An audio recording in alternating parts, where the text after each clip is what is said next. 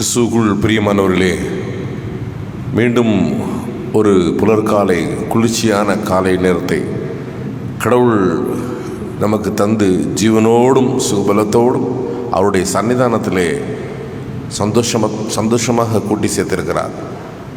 இதெல்லாம் ஆண்டவருக்கு நமக்கு தருகிற அற்புதமான காரியங்கள். நிறைய பேர் உற்சாகமாக வருவாங்க ஆராதனைக்கு. ஆனாலும் சில நேரத்தில் பலவீனம், சோதனைகள், குடும்ப பிரச்சனைகள் இவைகளெல்லாம் அவர்களுக்கும் கடவுளுக்கும் ஒவ்வொரு நாளும் உள்ள உறவிலே தடைகளை தந்துவிடும். ஆனால் எல்லா தடைகளையும் மீறி ஆண்டவர் எனக்கு உற்சாகத்தை கொடுத்து, சுகத்தை கொடுத்து, தேக ஆரோக்கியத்தை கொடுத்து ஆலயத்தில் கூட்டி சேர்க்கிறார். ஆண்டவரே உமக்கு நன்றி. இந்த நாளும் நீர் எனக்கு தருகிற படிப்பினை எனக்கு பிரயோஜனப்பட என் உள்ளத்திலே பேசும் என்று சொல்லி ஆண்டவர் சமூகத்திலே நம்மை தாழ்த்துவோம். வாருங்கள். நம்முடைய பிரார்த்தனையின் ஆரம்பம் பிதா, குமாரன், பரிசுத்த ஆவியின் திருநாமத்தில் உள்ளது. ஆமேன். இயேசுராஜனே உம்மை காண வாஞ்சையோடு வந்தேனே, நன்றி நிறைந்த உள்ளத்தாலே தோத்தரித்து பாடுவே. துதிகளின் மத்தியில் வாசம் செய்கிறேங்க நல்ல ஆண்டவரே, நான் துணையாக இருக்கிறேன் என்று ஆண்டவரே ஒவ்வொரு நாளும் எங்கள் உள்ளத்திலே பேசுகிறீர். வந்திருக்கிற பிள்ளைகளை கண்ணோக்கி பாரும். முகநூல் வாயிலாக, இணையதள வாயிலாக இந்த ஆராதனையை செவிமடுக்கிற யாராக இருந்தாலும், உள்ளூரிலும் வெளியூரிலும் ஆண்டவரே வெளிநாடுகளிலும் இருக்கிற எங்கள் திருச்சபை குடும்பங்கள், உறவுகள் யாவரையும் நினைக்கிறோம். உம்முடைய திவ்ய பிரசன்னத்தால் எங்களை உற்சாகப்படுத்தும். குறைகளை பொறுத்து கொள்ளும், குற்றங்களை மன்னியும். இயேசுவின் வெளியேறப்பட்ட நாமத்திலே ஆரம்ப ஜபம் ஏறெடுக்கிறோம். எங்கள் ஜபங்கேளும் நல்ல பிதாவே. ஆமேன். 206வது ஞான பாடலை பாடுவோம்.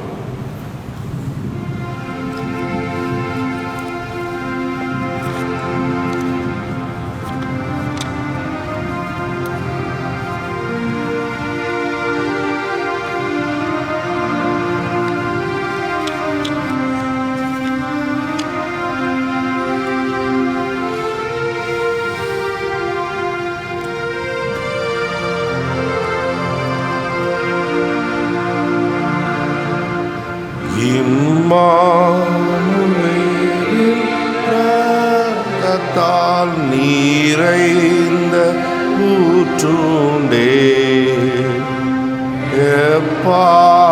எப்பாவத்தீங்கோ அதனால் நீவித்தியாகுமே,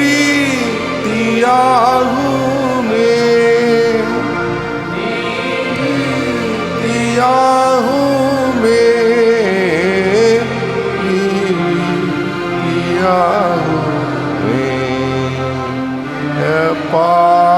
பாவத்தீங்கோ அதனா நீவியாகுமே,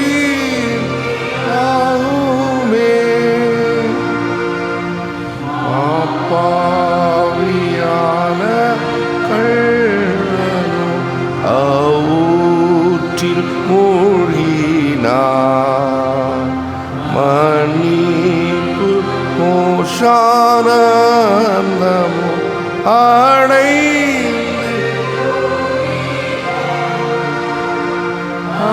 அடைந்து பூரித்தார்,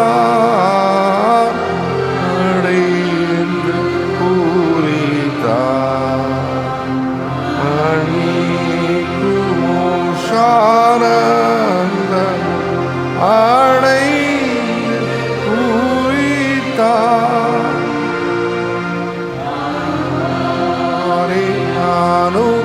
இயேசுவால் விமோசனம் பெற்றேன், என் பாவம் நீங்கி போனதால் பாடுவேன் ஓயாமல்,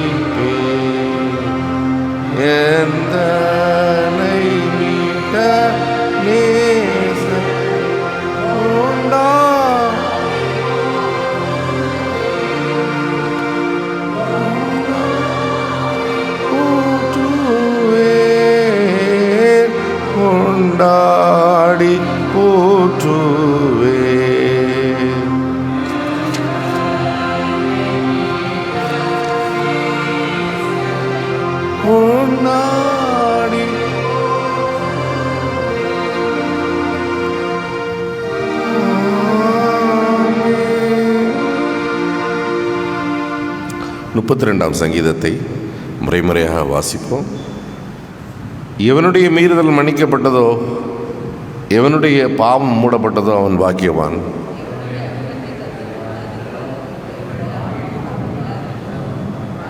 நான் அடக்கி வைத்த மட்டும் ஓயாத கதறுதலினால் என் எலும்புகள் உலர்ந்து போயின.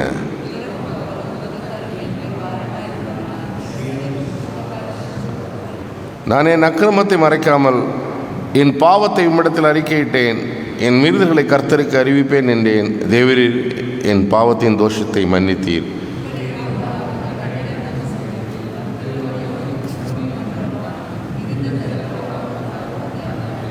நீர் எனக்கு மறைவிடம். என்னை நீர் இக்கட்டுக்கு விலக்கி காத்து இரட்சணிய பாடல்கள் என்னை சூழ்ந்து கொள்படி செய்வீர்.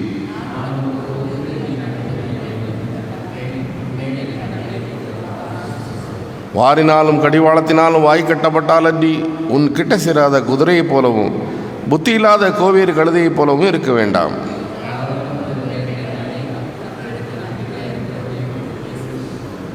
சேர்ந்து சொல்வோம். நீதிமான்களே கர்த்தரின் மகிழ்ந்து களி கூறுங்கள். நேர்மையான இருதயமுள்ளவர்களே நீங்கள் எல்லாரும் ஆனந்த முழக்கமிடுங்கள். பிதாவுக்கும் குமாரனுக்கும் பரிசுத்தாவுக்கும் மகிமை உண்டாவதாக. ஆதியிலும் இப்போது எப்போதும் சதா காலம் இருக்கிறபடி ஆமென். சபையார் அமருவோம். ஆதியாகமம் 33 முதல் 14 வசனங்கள். ஆதியாகமம் 33 முதல் 14 வசனங்கள்.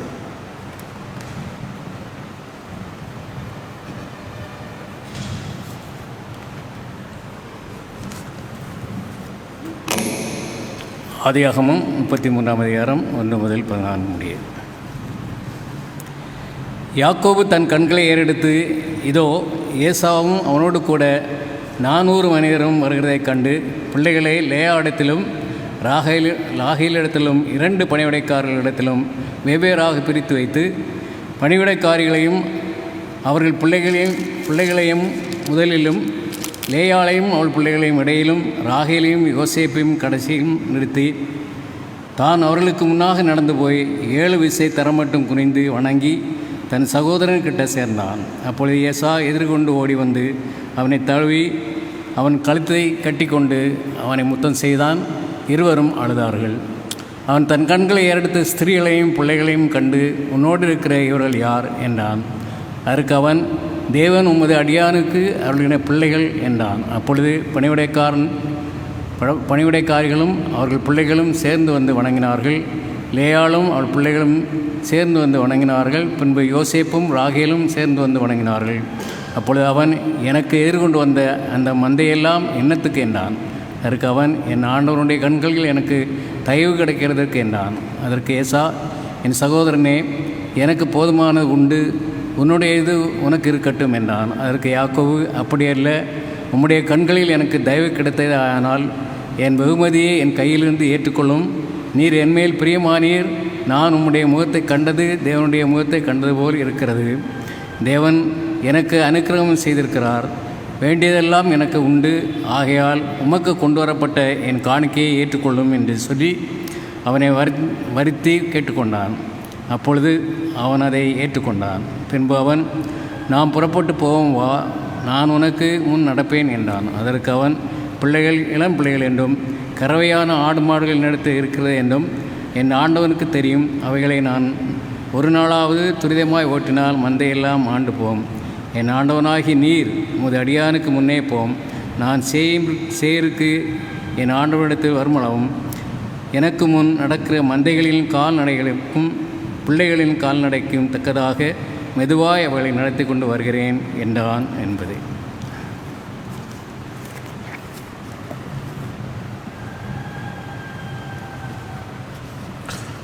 அன்பானவர்களே, இன்றைக்கான நற்செய்தி பாகம் லூக்கா 17:4 வசனங்கள். லூக்கா 17:4 அவர் தம்முடைய சீஷரிடம், இடரச் செய்யும் காரணங்கள் வராமல் போவது அசாத்தியம்.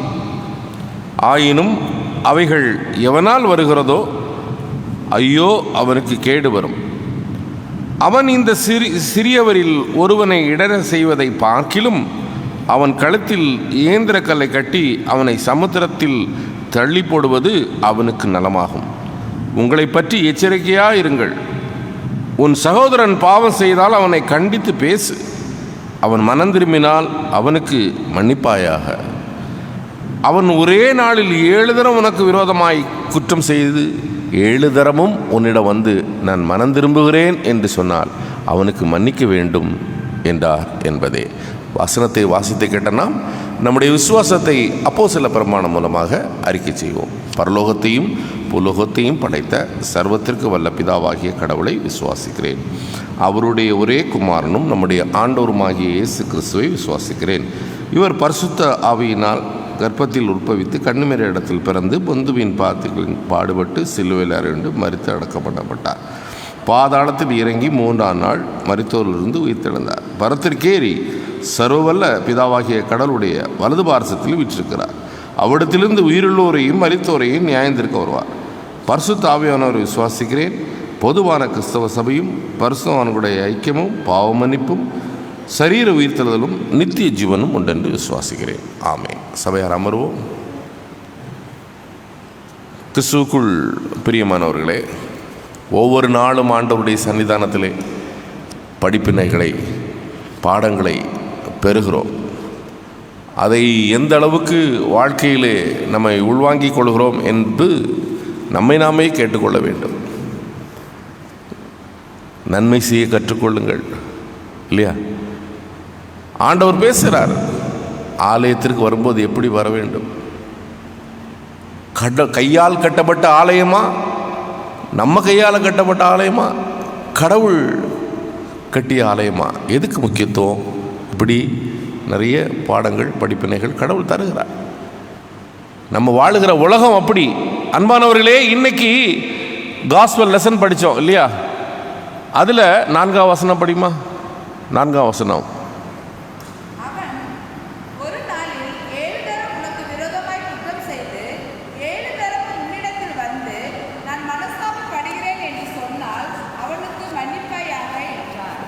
தலைவணங்கி ஜெபம் செய்வோம். எங்களை நேசிக்கிற நல்ல ஆண்டவரே, கிறிஸ்தவ பண்புகளிலே தலையாய பண்பு ஆண்டவரே ஒருவரை ஒருவர் மன்னித்தல், ஒருவரையொருவர் ஏற்றுக்கொள்ளுதல். அந்த உயரிய பண்பை நாங்கள் புரிந்து கொண்டு ஆண்டவருடைய பிள்ளைகளாக நடக்க ஞானத்தை தாரும், புரிதலை தாரும். எங்களோடு பேசும். இயேசுவின் நாமத்தில் கேட்கிறோம் எங்கள் ஜெபங்களும் நல்ல பிதாவே. ஆமென். கிறிஸ்துவுக்குள் பிரியமானவர்களே, we live in a business world. இன்னைக்கு உலகம் பொருள்மயமான உலகம். அப்படிதான். ஆண்டவருடைய பிள்ளைகளுக்கு கொஞ்சம் புரிதல் இருக்க வேண்டும். Everything here depends upon account, measure,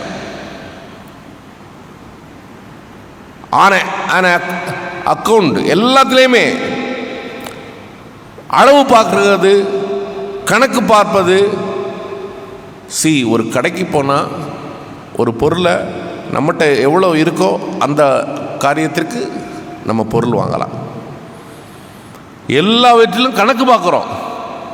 நம்ம வாழ்கிற வாழ்க்கையில் செலவு கணக்குகள் எல்லாவற்றிலும் பார்க்குறோம். அப்படி இதை வாழ்ந்தால் தான் ஏன் முடியும்? இதில் என்ன, இன்றைக்குள்ள உலகத்தில் எல்லாமே பிளான் பண்ணி கணக்கு பண்ணி திட்டமிட்டு வாழ்ந்தால்தானே வாழ முடியும். எல்லாம் சரிதான். ஆனால் இது உலகத்திற்கு, உலக பிரகாரமான வாழ்வுக்கு கடவுள்கிட்ட வரும்பொழுது அந்த கணக்கு வாக்கல் எதுவுமே இருக்கக்கூடாது. ஏனென்றால் அதற்கு ஒரு காரணம் வேணும் இல்லையா? ரோமர் 3:24 அழகான படிப்பினையை சொல்லுகிறது. 3:24 ரோமர் எடுமா.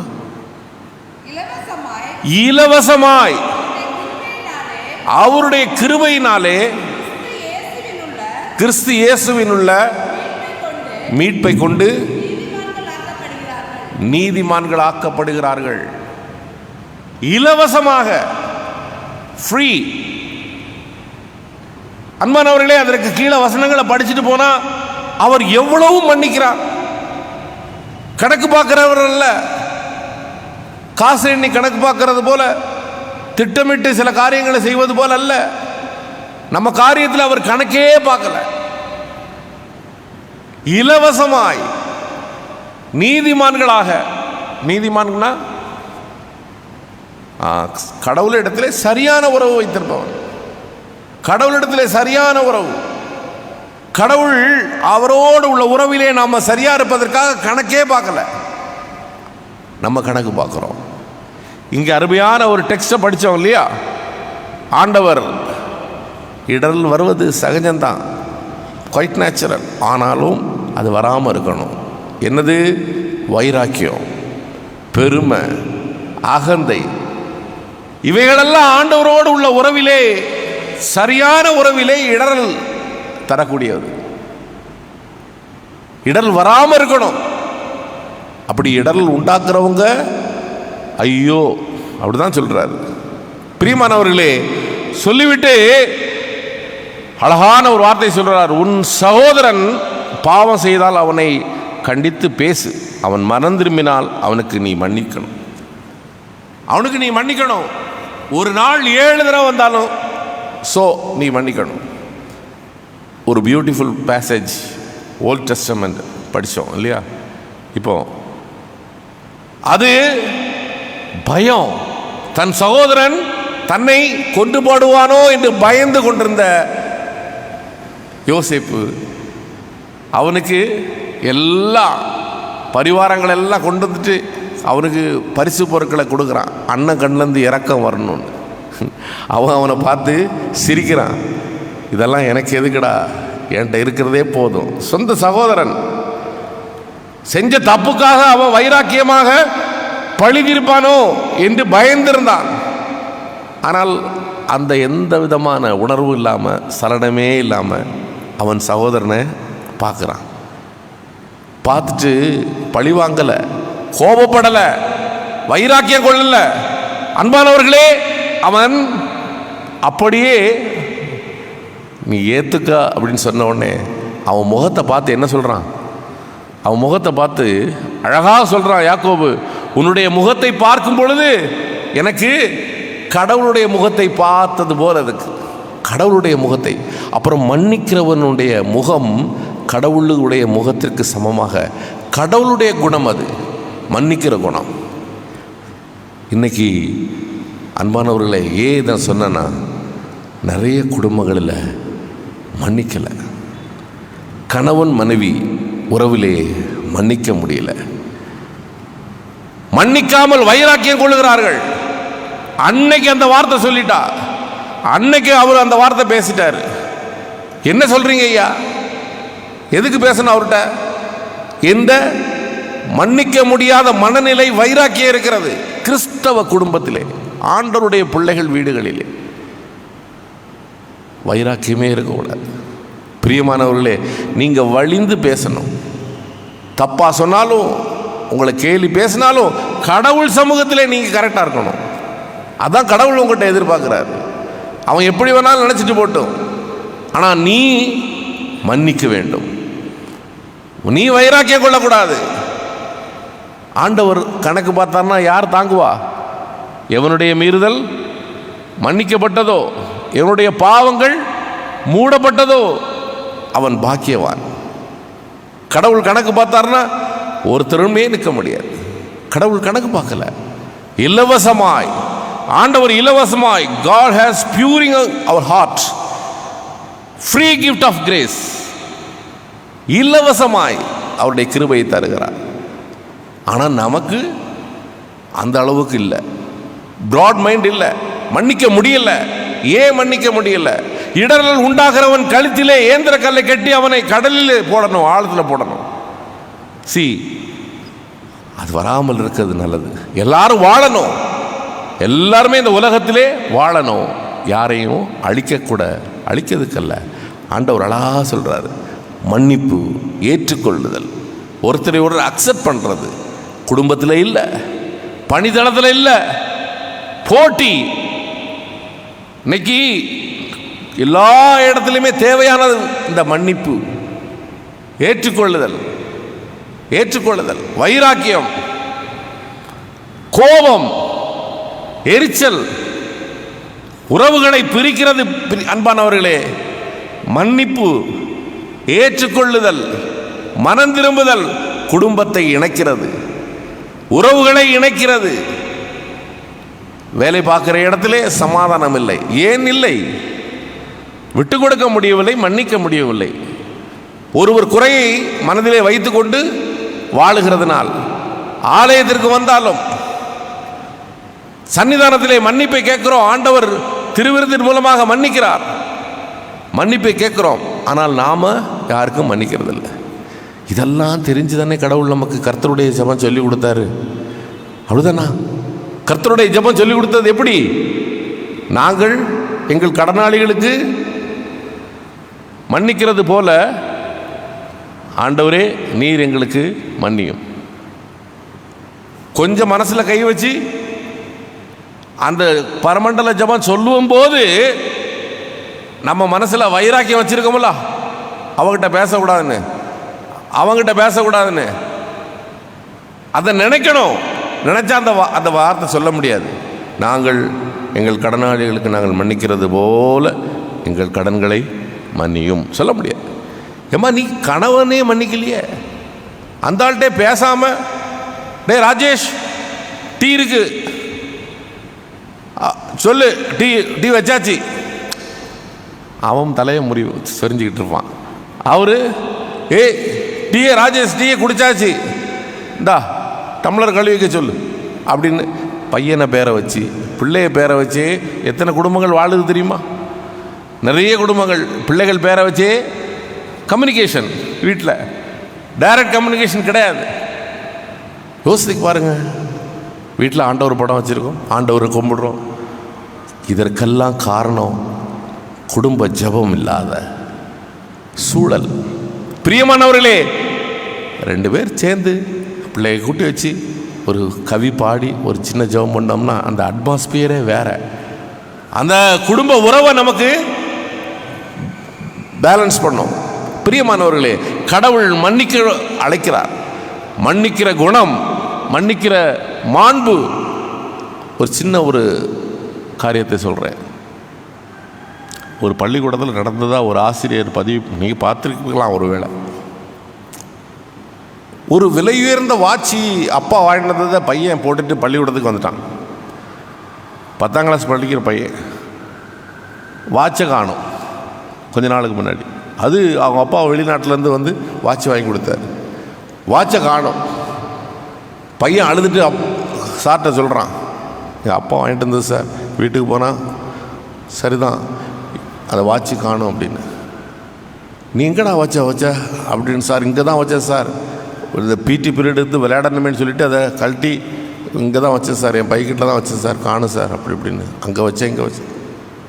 உடனே அவர் என்ன சொன்னார், எல்லாரும் கண்ணுங்களையும் கட்டுங்க, எல்லாரும் கண்ணுங்களையும் கட்டுங்க, ஒவ்வொருத்தர் பையா நான் பார்ப்பேன், நீங்கள் இடம் மாதிரி உட்காருங்க, நான் பார்த்துக்கிறேன் அப்படின்னாரு. எல்லோரும் கையை கண்ணை கட்டியாச்சு.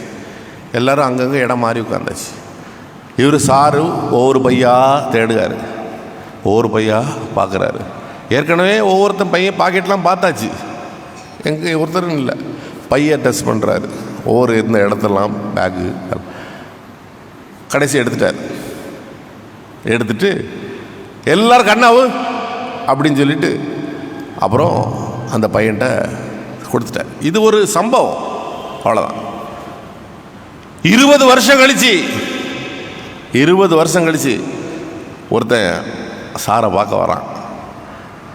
விலையுயர்ந்த வாட்ச் அவருக்கு பரிசு கொடுத்து அவரை சந்தோஷப்படுத்தணும்னு மன்னிப்பு கேட்கணுன்ட்டு வெளிநாட்டிலேருந்து வரான். வந்து சாரை பார்த்து, சார் உங்களுக்காக வெளிநாட்டிலேருந்து வாட்ச் வாங்கிட்டு வந்திருக்கேன், நான் தான் உங்கள் ஸ்டூடெண்ட்டு, பேரை சொல்லுங்க. அப்படியாப்பா, ரொம்ப சந்தோஷம் சார், என்னை மன்னிச்சிருங்க சார், அன்றைக்கி நான் ஒரு தெரியாமல் அந்த தவறை பண்ணிட்டேன் அப்படின்னு. அப்படி அந்த பையன்தான் அந்த வாட்சை எடுத்தது. அவர்கிட்ட மன்னிப்பு கேட்குறான். உடனே அவர் சொல்கிறதுக்கு வார்த்தைக்குங்க, அதுதான் முக்கியம்.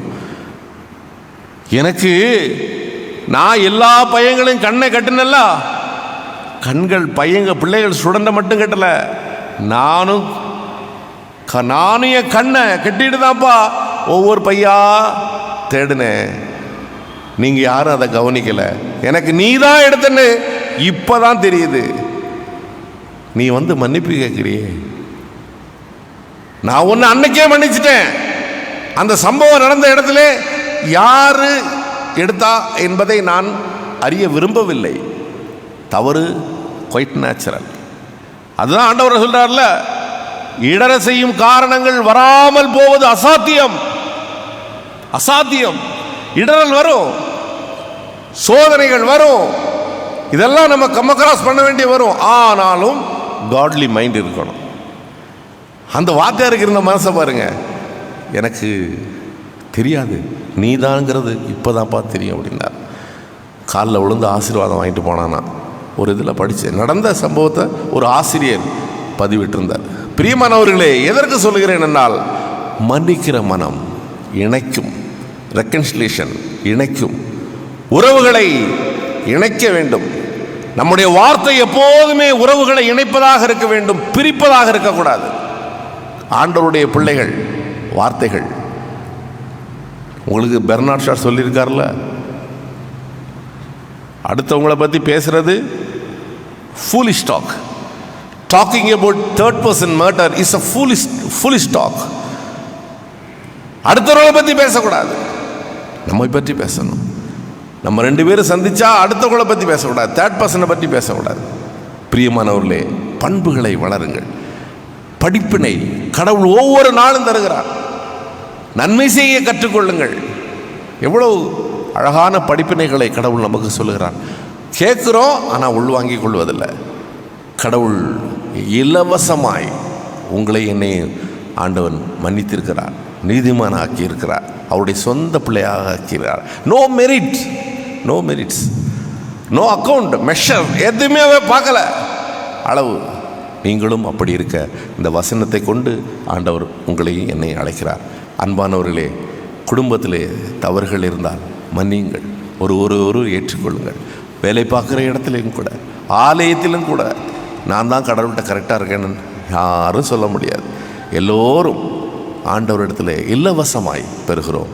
அதற்கு பாக்கியவானாக வாழ்வதற்கு வேண்டிய ஆசீர்வாதத்தை ஆண்டவர் கொடுத்து ஒவ்வொரு நாளும் காப்பாராக. 580வது பாடலை பாடுவோம். 580வது பாடல்.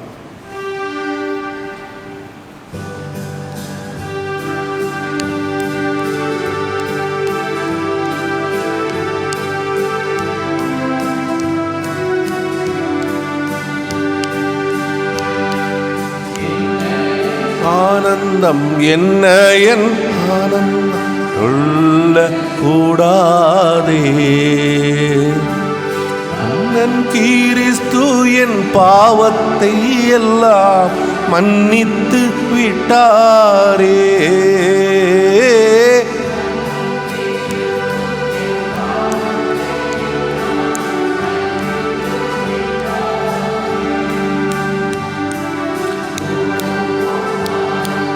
பாடுவோம் நன்றாய் மகிழ் கொண்டாடுவோம், கூடு மகிழ் கொண்டாடுவோம். நாடியே நம்மை தேடியே வந்த நாதனை போற்றிடுவோம். நாடியே நம்மை தேடியே வந்த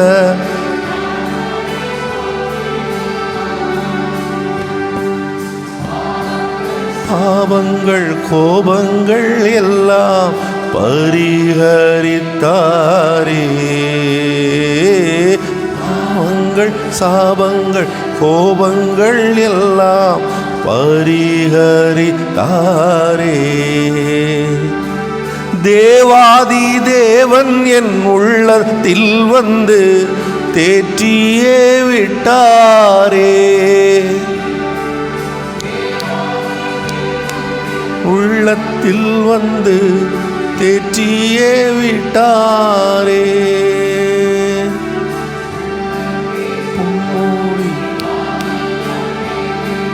ஜெய கொடியுடனே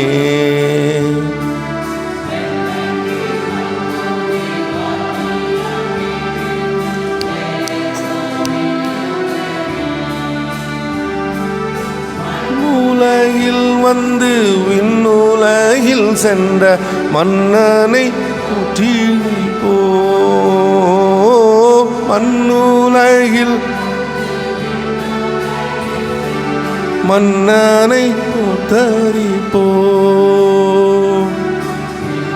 என் ஆனந்தம் என்ன என் ஆனந்தம் சொல்ல கூடாதே. மன்னன் கிறிஸ்து என் பாவத்தை எல்லாம் மன்னித்து விட்டாரே. மன்னன் கிறிஸ்து என் பாவத்தை எல்லாம் மன்னித்து விட்டாரே.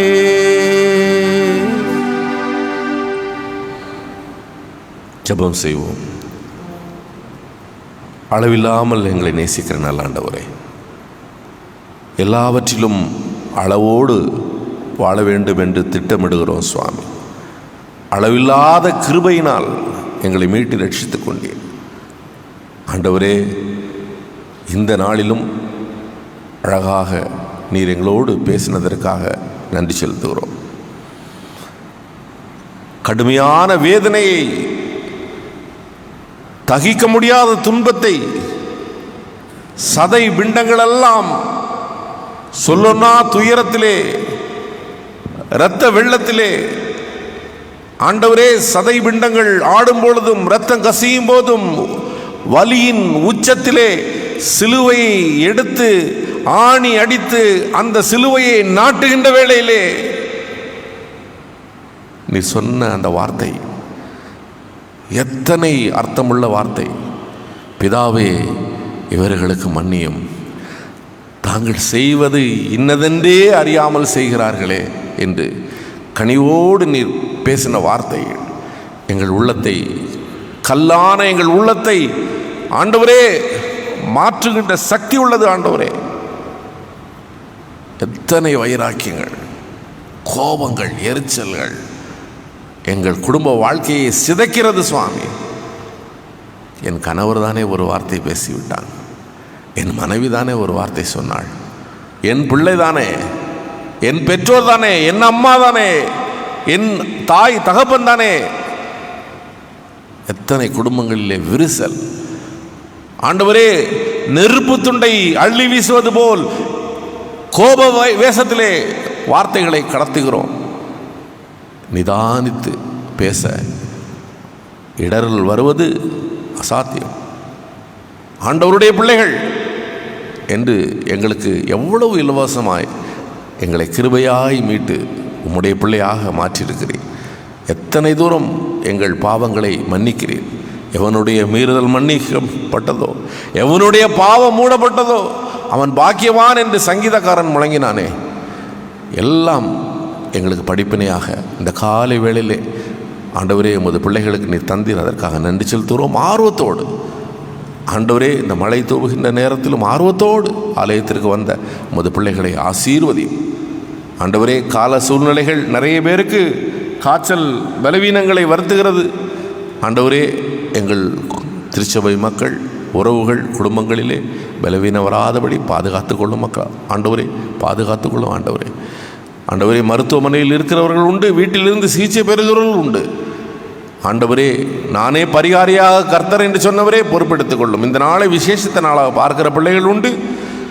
திருமண நாள், ஆண்டவரே, பிறந்த நாள் என்று பார்க்கிற பிள்ளைகளோடும் உம்முடைய கிருபை இருக்கட்டும். கேட்க வந்த எல்லா நன்மைகளையும் தாரும். இன்றைக்கான படிப்பினையை சரியாக உள்வாங்கி கொண்ட பிள்ளைகளாக கடந்து செல்ல கிருபை செய்யும். இயேசுவின் விலையேற பெற்ற நாமத்திலே உமது பாதம் அணிந்து ஜெபிக்கிறோம் எங்கள் ஜெபங்கள் நல்ல பிதாவே, ஆமென். பரமண்டலங்களில் இருக்கிற எங்கள் பிதாவே, என் நாமம் பரிசுத்தப்படுவதாக, உம்முடைய ராஜ்யம் வருவதாக, உம்முடைய சித்தம் பரமண்டலத்திலே செய்யப்படுவது போல பூமியிலே செய்யப்படுவதாக. அன்றன்று வேண்டிய ஆகாரத்தை எங்களுக்கு தாரும். எங்கள் கடனாளிகளுக்கு நாங்கள் மன்னிக்கிறது போல பாவம் மன்னியும். எங்களை சோதனைக்கு உட்பட பண்ணாமல் தீமையை ரட்சித்துக் கொள்ளும். ராஜ்யமும் வல்லமையும் மகிமையும் என்றென்றைக்கும் உம்முடையவைகளே, ஆமென். நமது ஆண்டவராய் இயேசு கிறிஸ்துவின் கிருபையும் பிதாவின் அன்பும் தூய ஆவியின் துணையும் இன்றும் என்னும் சதாகாலம் நம் அனைவரோடு இருப்பதாக, ஆமென். என் ஆத்மாவே கர்த்தரை சோஸ்திரி, என் முழு உள்ளமை பரிசுத்த நாமத்தை சோஸ்திரி. என் ஆத்மாவே கர்த்தரை சோஸ்திரி, கர்த்தர் செய்த சகல வாரங்களை மறவாதே, ஆமென். சமாதானத்தோடு சென்று வாருங்கள்.